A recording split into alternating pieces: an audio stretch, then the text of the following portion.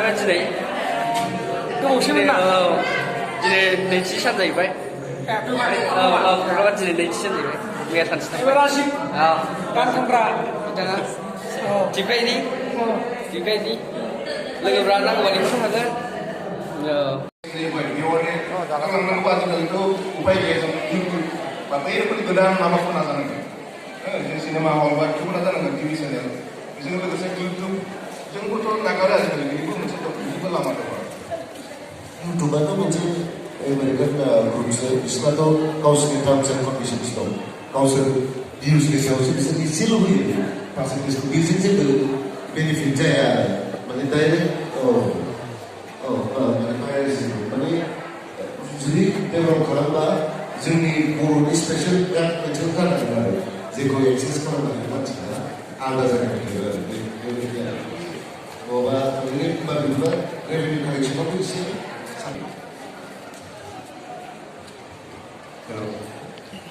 जोंनि दा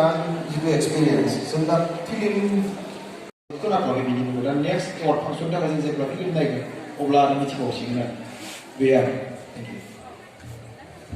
रजनी बसुमतारी जिथु बाथ्रा बुंबाय बे जों मोजां सिनेमा बानायनांगौब्ला माने गुबुन रावनि जों माने गुबुन देशनि सिनेमा नायनांगोन जेरैबायदि जों मणिपुराव बै टिभि चेनेलफ्राव करियान बांसिन सोलियो मणिपुराव हिन्दीया बिदि सोलिया नोंथांमोना हयथ' मिथिगौ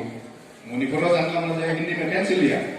बा नर्थ इस्टनि बेलेग जायगायाव बिदि सोलिया आसामाव जेबो सोलिया मा ओंख्रि मा बेदर दं मिस्टियाबो बेदरसो नामा मिस्टिया अरनोनो हाया नै अरनो हाया गिदिर ना हारा दं आरो दाउ दङ दाउ गोजा नोंनालाय नोंना ना बेदर हारा नोंहालाय ना लानजाय सार ना लानजाय अरनो गोथावथार ना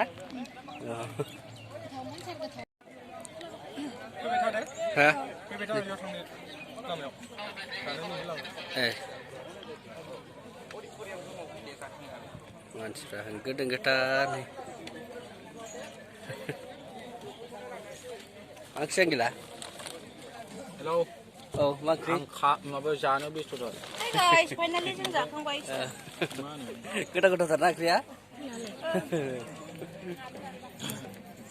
बेदर गोजा मिस्टियाबो हारा दं नामा मिस्टिया अनलाजों दाउजों दंमोन ओमफ्राय दाउखौ हराखै जोङो